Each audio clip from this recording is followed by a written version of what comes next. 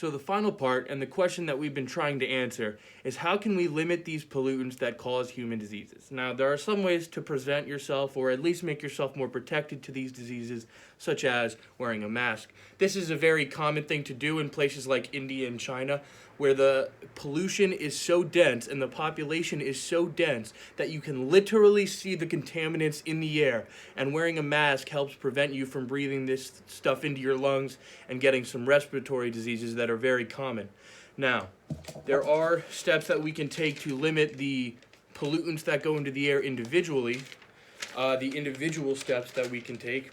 These are very small, some very big lifestyle changes. For instance, you could stop eating meat. Not eating meat has a huge effect, at least on a person by person basis, on limiting the amount of pollutants that go into the air. This is because a lot of pollution comes from methane, and methane is naturally produced by usually cows, but livestock, from burping or other gas emissions that just are run of the course for their lives, that release a huge portion of the methane in the atmosphere that shouldn't be there. That's pollution.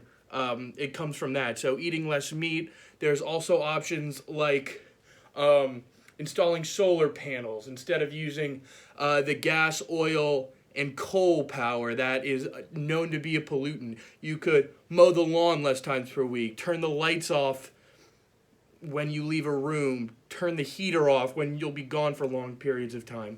But unfortunately, these are very small and frankly inconsequential ways to lower pollution. They'd have to be done on a massive scale across entire populations for there even to be a noticeable effect.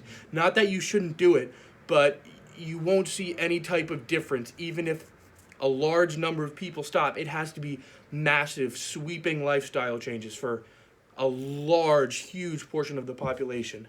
Now, a big part of it is limiting greenhouse gases. This has to be done on a political, ideological scale.